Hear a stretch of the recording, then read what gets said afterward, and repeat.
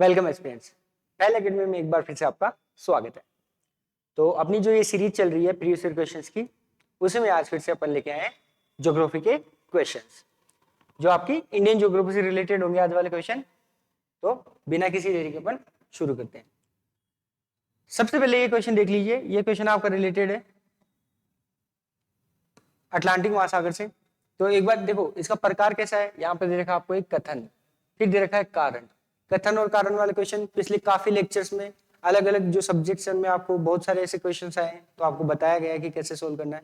सबसे पहले कथन पढ़ते हैं कि अटलांटिक महासागर की तट रेखा पोताश्रय, मतलब जो बंदरगाह होते हैं उनको क्या बोलते हैं? पोताश्रय, पोर्ट्स जो होते हैं, ठीक है, एवं पत्तनों के निर्माण के लिए आदर्श स्थिति रखती है। पहला स्टेटमेंट ये हो गया। सेकंड बढ़ते हैं इसका कारण, रीजन। अटलांटिक महासागर की तट रेखा सीधी एवं चौड़ी है। तो क्वेश्चन पढ़ते ही आपको एक ऑब्वियस बात है, एक बेसिक समझ वाला क्वेश्चन है कि कोई भी बंदरगाह या पोर्ट के डेवलपमेंट के लिए तट रेखा सीधी नहीं चाहिए। अपन को वो चाहिए कि वो कटी फटी हो, वो स्थल के अंदर तक आ रहा हो पानी, ठीक है। उससे क्या होता है, जैसे मान लो ये कोई तट रेखा है, ठीक है, ध्यान से देखना, ये कोई तट रेखा है, अब ये ऐसे कटी फटी है, तो यहां पे अगर पानी अंदर तक आएगा, जो शिप होंगे, जो जहाज होंगे बड़े, वो अंदर तक आके यहाँ पे पार्किंग हो सकती है या सामान सीधा तट पे उतारा जा सकता है। अगर तट रेखा सीधी ऐसे होगी तो यहाँ पे जो स्लोप होता है वो मंद होता है, उसके कारण जो तट होता है उससे काफी दूरी पे ही शिप को रोकना पड़ता है, जहाज को काफी दूरी पे ही रोकना पड़ेगा। तो जो कंटेनर हो गया उनको लोडिंग और अनलोडिंग में काफी प्रॉब्लम आएगी।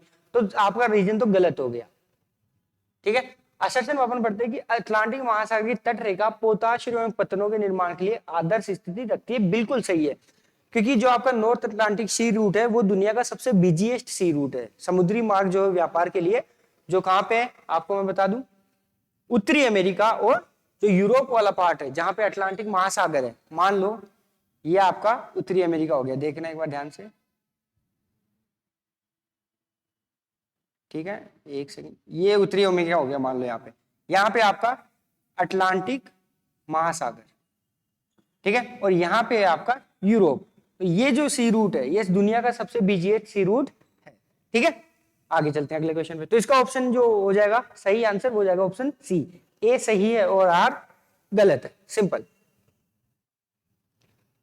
अब देखो, तापी नदी के संदर्भ में निम्नलिखित में से कौन सा कथन सत्य है? जो इसमें से सच होगा, जो सत्य कथन है वो अपन को पहचानना है। ऑप्शन जो इसका कथन 1 है, स्टेटमेंट फर्स्ट, तापी नदी सतपुड़ा पर्वत श्रेणी के दक्षिण में बहती है, ठीक है। उसके बाद तापी नदी भारतीय प्रायद्वीप की एकमात्र नदी है जो पूर्व से पश्चिम की ओर बहती है। पूर्व से पश्चिम मतलब ये पूर्व ये पश्चिम इस तरफ। तापी नदी के उत्तर में अजंता और सतमाला पर्वत अवस्थित है, ठीक है। अब पढ़ते हैं इसके ऑप्शन क्या क्या दे रखे अपन को, कि केवल एक सही है, 2 और 3 सही है, 1 और 3 सही है। तो वापस अपन आते हैं स्टेटमेंट्स में। तापी नदी सतपुड़ा पर्वत श्रेणी के दक्षिण में बहती है, बिल्कुल सही है।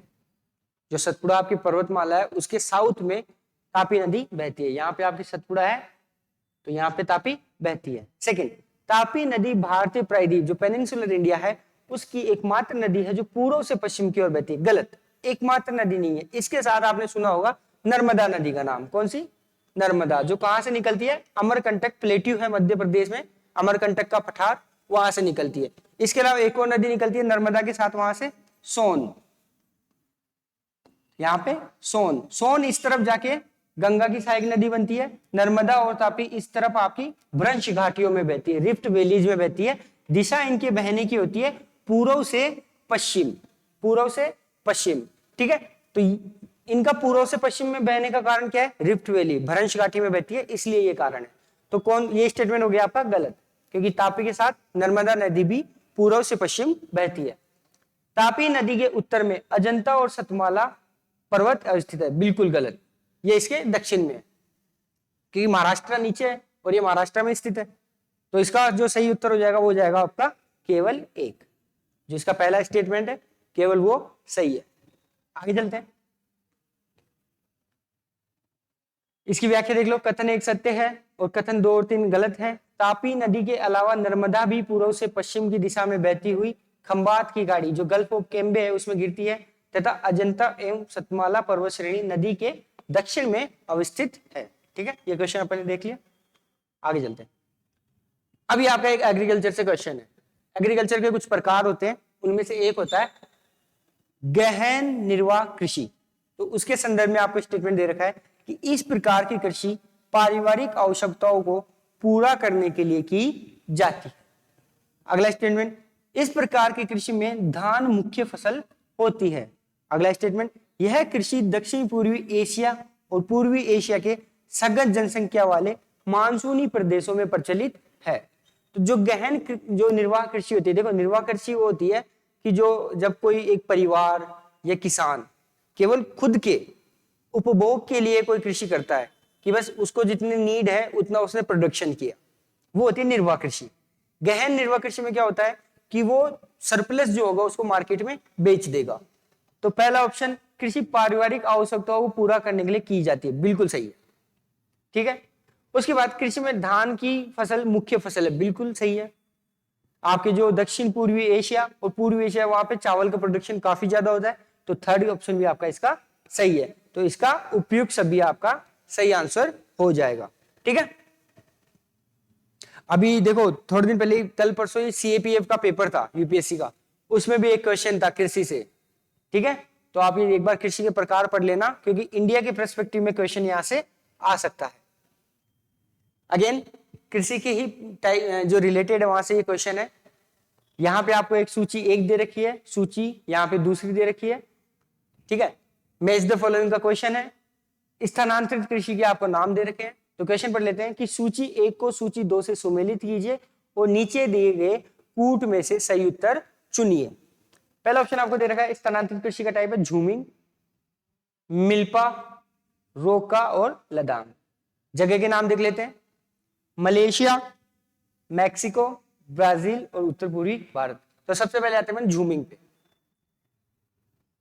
झूमिंग आपकी उत्तर पूर्वी भारत में की जाती है, जो इंडिया का ये वाला रीजन है।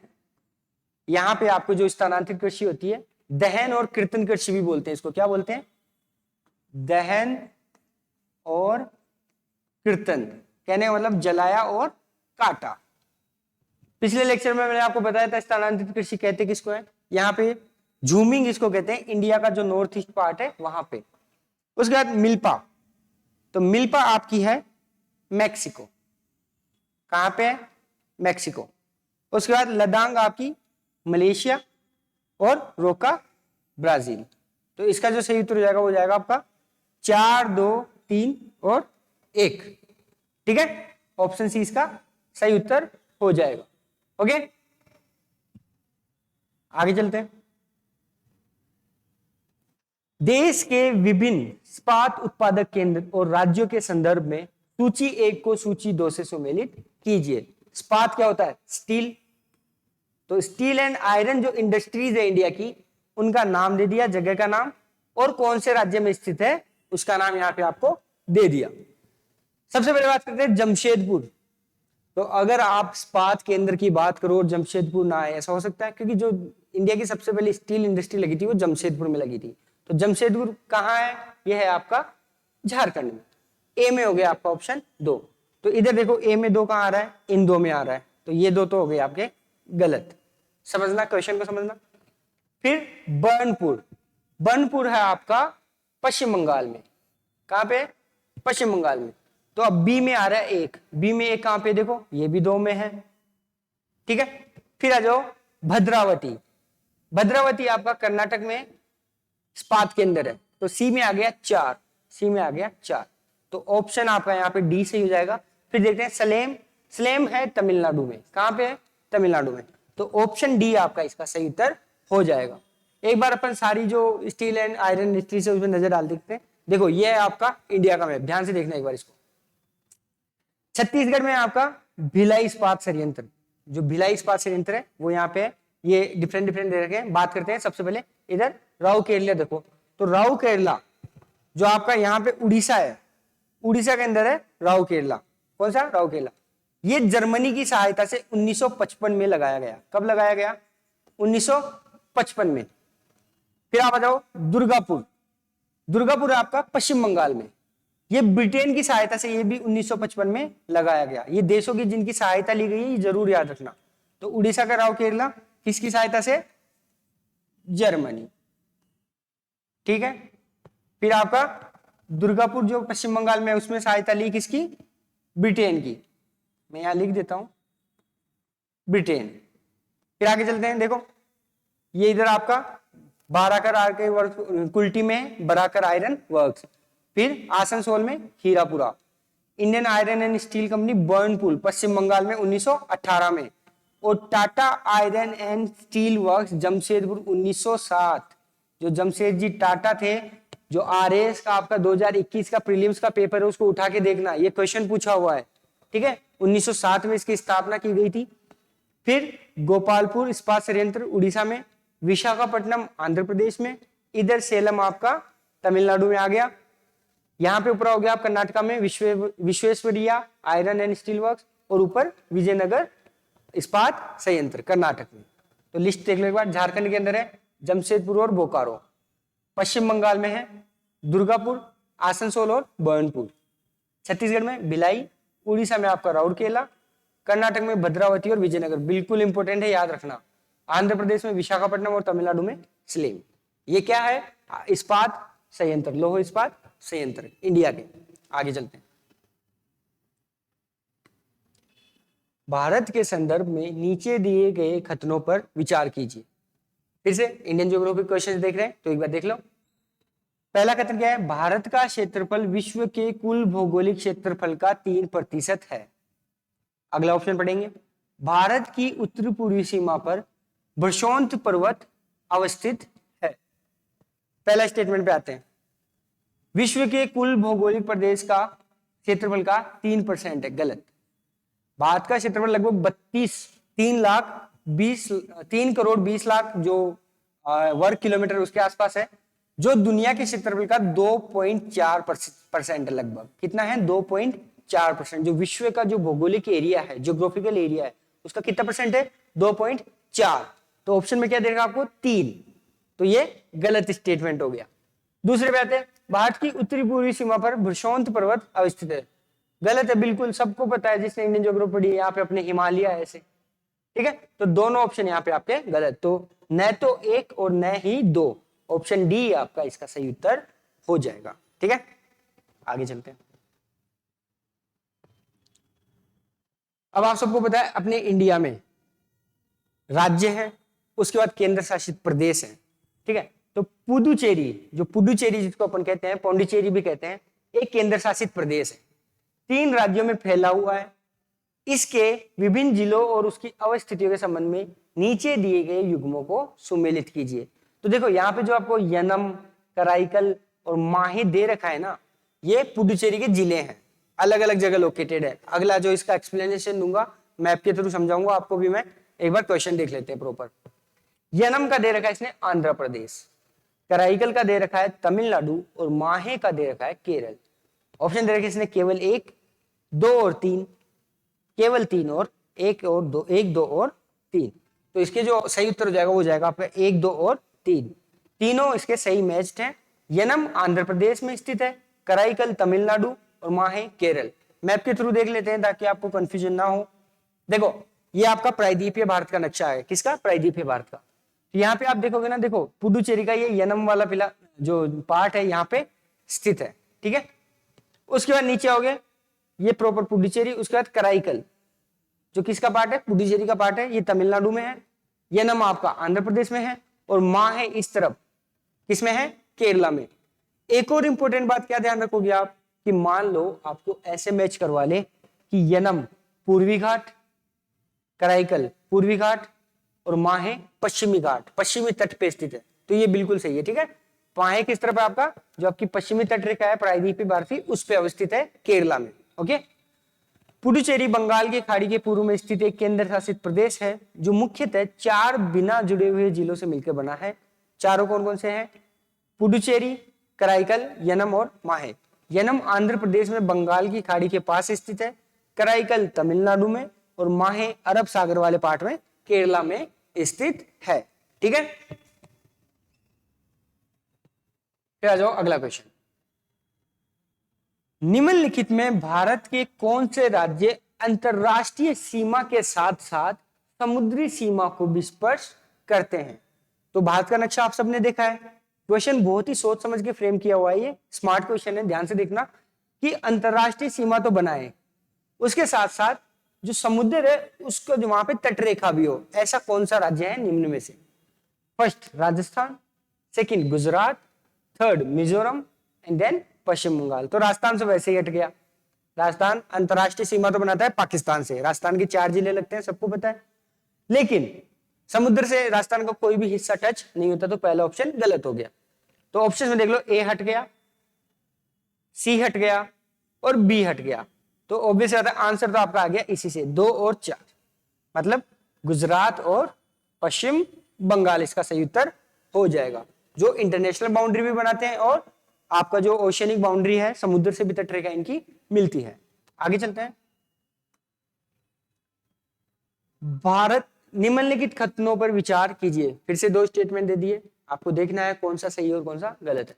भारत की लंबाई, जो भारतीय क्षेत्रफल है उसमें, भारत भौगोलिक एरिया उसमें उत्तर से दक्षिण की ओर पूर्व से पश्चिम की अपेक्षा अधिक है। कहना क्या चाह रहा है, मान लो ये भारत का मैप है,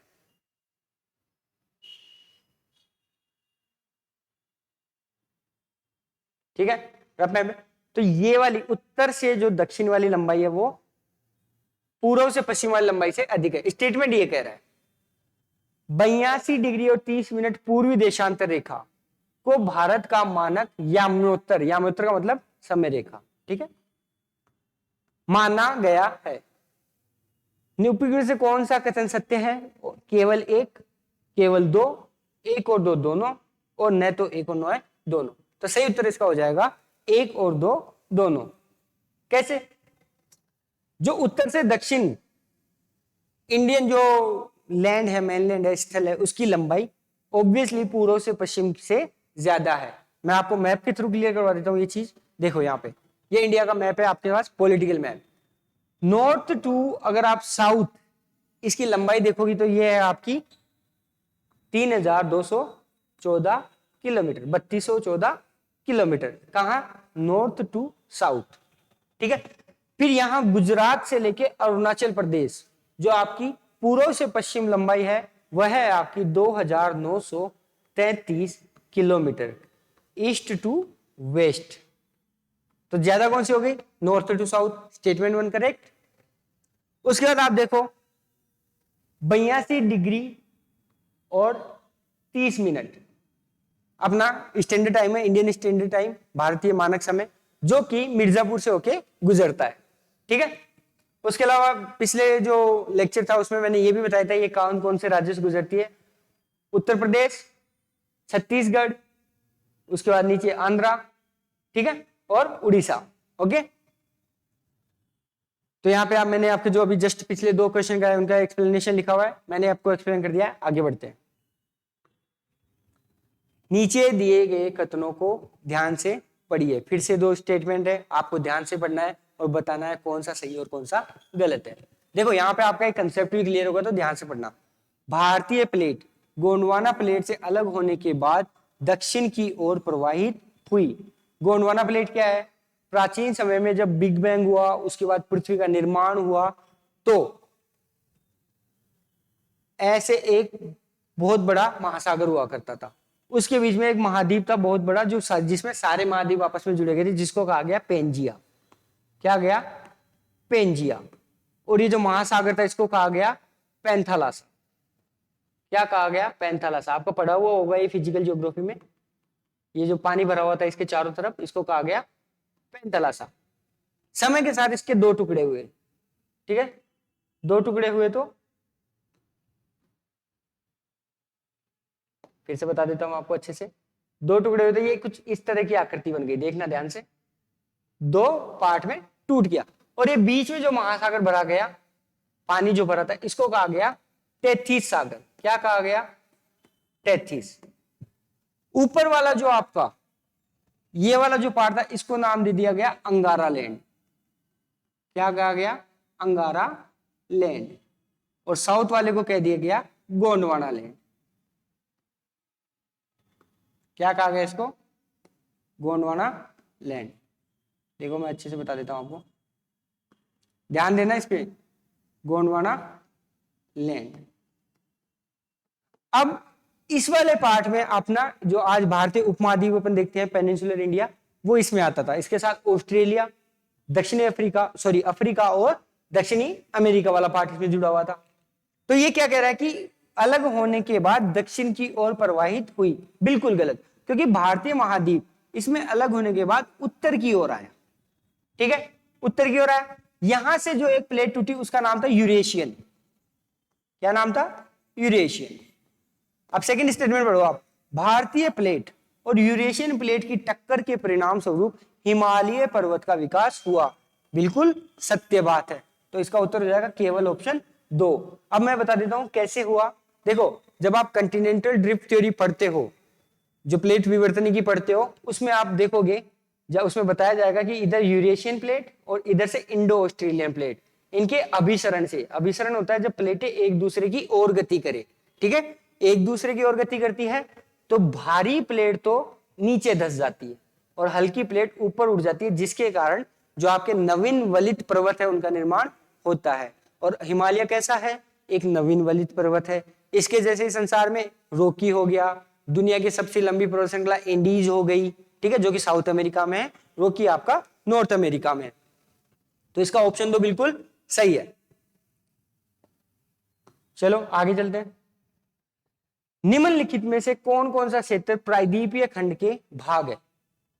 कार्बी एंगलोग का पठार, जो प्रायद्वीपीय भारत आपको सबको पता है ना, ये पेनिनसुलर इंडिया। अरावली पर्वत श्रृंखला एवं थार का मरुस्थल, मेघालय का पठार, छोटा नागपुर का पठार और मीजो श्रेणी। ऑप्शन देख लो एक बार, 1, 2 और 4, 1, 2, 3 और 5, 1, 2, 3 और 4 और उपयुक्त सभी। तो देखो इसमें जो मीजो है वो आपका हिमालयन पर्वत श्रृंखला का एक्सटेंडेड पार्ट है। ये हिमालय पर्वत श्रेणी है उसका एक्सटेंडेड पार्ट है। कौन सी? मिजोरम में है मीजो श्रेणी। बाकी के आपके ये 4 पेनिनसुलर इंडिया के पार्ट माने जाते हैं। तो इसका जो सही उत्तर हो जाएगा आपका ऑप्शन सी। ठीक है, आगे चलते हैं। अब फिर से हिमालय से रिलेटेड एक क्वेश्चन है कि हिमालय पर्वत श्रृंखला के संदर्भ में दिए गए कथनों पर विचार कीजिए।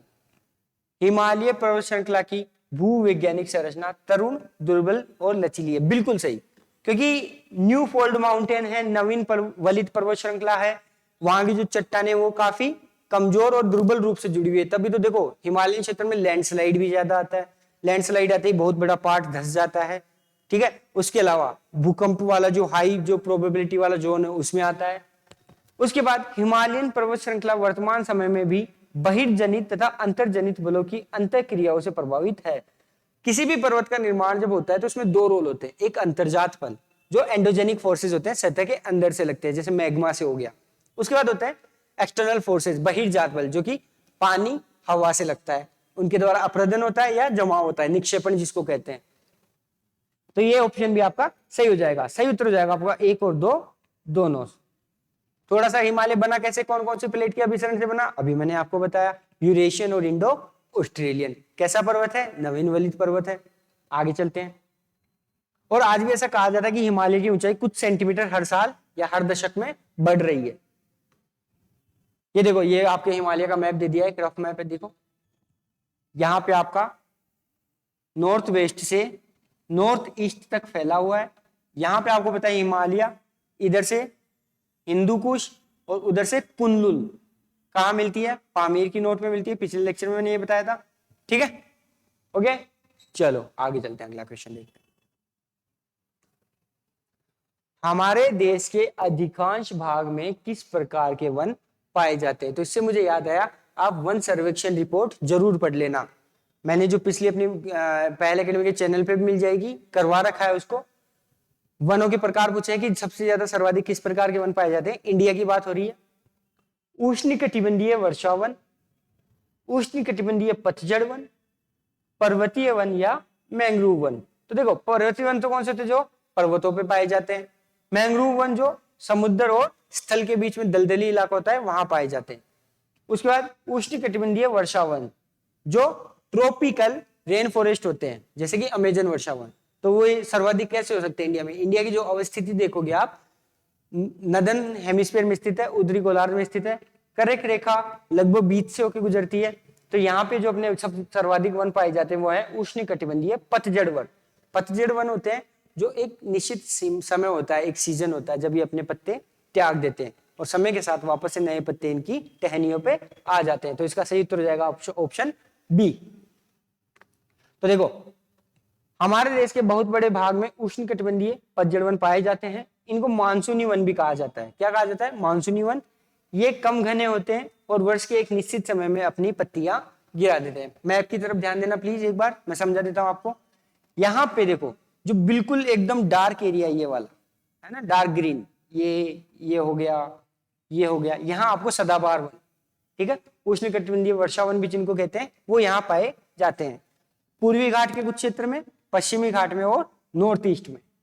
उसके बाद आप देखो, ये जो आपको हल्का हरा कलर दिख रहा है वो है आपका पर्णपाती वन, मतलब उष्णकटिबंधीय पतझड़ वन, जिसको अपन और क्या कहते हैं, अभी अभी अपन ने देखा, मानसूनी वन। तो आप देख सकते हो ये सर्वाधिक स्थल पे फैले हुए हैं। उसके बाद पर्वतीय वन, जो पर्वत वाला इलाका है, देखो ये वाला।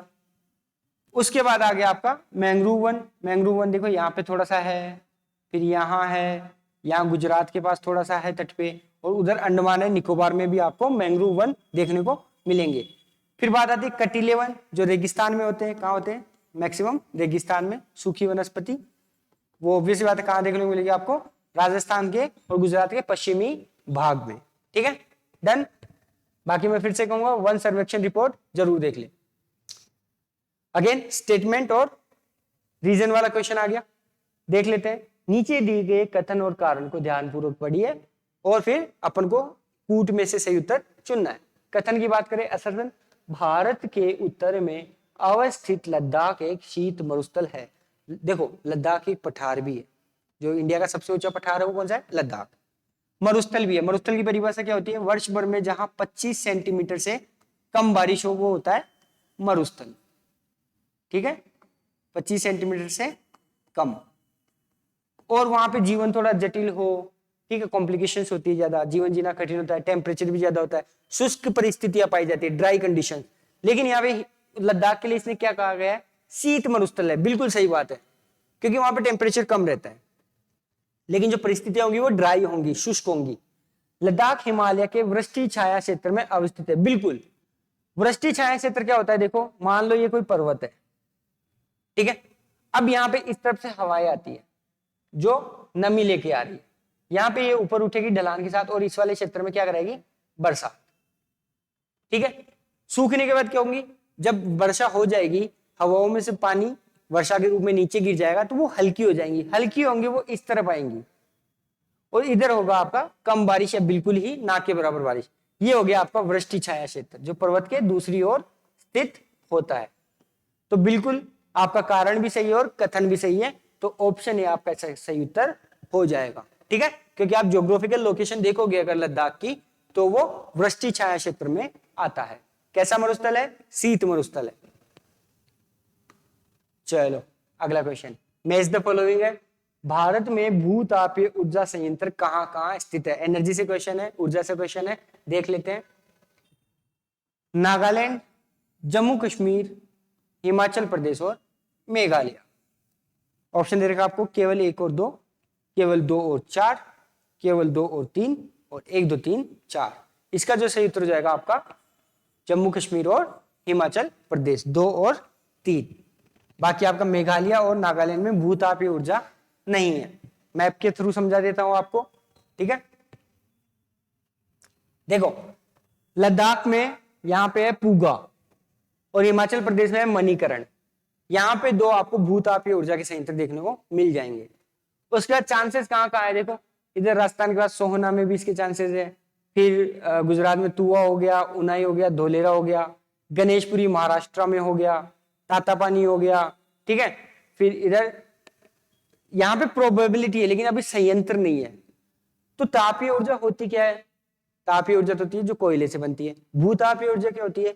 जो धरती की सतह के अंदर की गर्मी या उच्च तापमान को यूज करके उससे आप एनर्जी का प्रोडक्शन करो।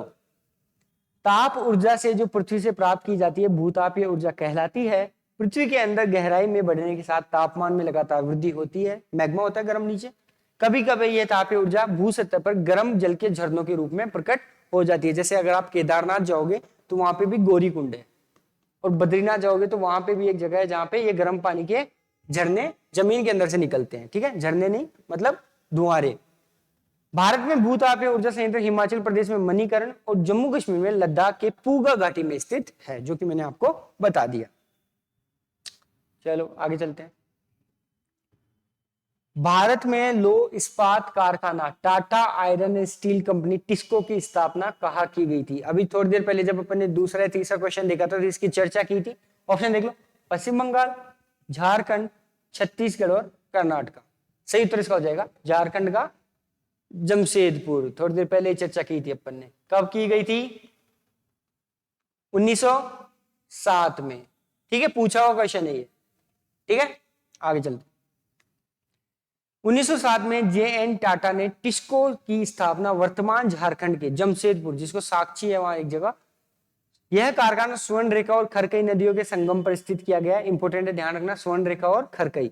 टिस्को को लौह अयस्क की प्राप्ति गुरु मैसनी बादाम पहाड़ जो उड़ीसा का है, नोवा मंडी सिंहभूम, वहां से कोयला की प्राप्ति जो होती है वो झरिया और पश्चिमी बोकारो से होती है। ठीक है, आगे चलते हैं। क्योंकि देखो क्या होता है, किसी भी जो लोहा इस्पात संयंत्र होता है उसको कच्चा माल तो मिलता है आपका इस्पात और आयरन। उसको हाई टेम्परेचर के लिए आपको क्या चाहिए होगा? कोल चाहिए होगा। तो इसको कोल की प्राप्ति कहां से होती है? झरिया और जो पश्चिमी बोकारो की खान है वहां से। चले आगे। एशिया के खनिज संसाधनों के संदर्भ में निम्नलिखित कथनों पर विचार कीजिए। 3 स्टेटमेंट दे रखे। अब्रक और बॉक्साइट मुख्यतः भारत में पाए जाते हैं, बिल्कुल सही। टिन मुख्यतः मलेशिया में पाया जाता है, बिल्कुल सही। मध्य, दक्षिण पश्चिम और दक्षिण एशिया के देशों में खनिज तेल और प्राकृतिक गैस के भंडार है। ये भी आपका सही उत्तर हो जाएगा। तो इसका जो सही उत्तर हो जाएगा वो हो जाएगा आपका 1, 2 और 3। अब्रक और बॉक्साइट का तो इंडिया सबसे बड़ा प्रोड्यूसर भी है और बाहर भी बेचता है अब्रक का। ठीक है, निर्यात भी करता है। एशिया में अनेक प्रकार के खनिज जैसे लोहा, मैंगनीज, बॉक्साइट, अब्रक, टिन, कोयला, खनिज तेल और प्राकृतिक गैसें पाई जाती हैं। अब्रक और बॉक्साइट मुख्यतः मैंने बताया भारत में। ठीक है, और मलेशिया टिन में बहुत धनी है। मध्य, दक्षिण और पश्चिम और दक्षिण एशिया के देशों में खनिज तेल, प्राकृतिक गैसों के भंडार रहता है। कथन 3 भी सत्य है। तो ये हो गया आपका आज का ज्योग्राफी के क्वेश्चंस कंप्लीट। कल आपको नए सब्जेक्ट के साथ, नए क्वेश्चन के साथ फिर से आपको पहले अकेडमी में एग्जैक्ट शाम के 6 बजे वीडियो मिल जाएगा। आप इसको अपने दोस्तों के साथ भी शेयर कीजिए ताकि उनको हेल्प मिले। ठीक है, तो थैंक यू सो मच। मिलते हैं अगले लेक्चर में। और आपके एग्जाम की डेट आ चुकी है जो कि 1 अक्टूबर है। तो wish you all the best and keep preparing. Thank you.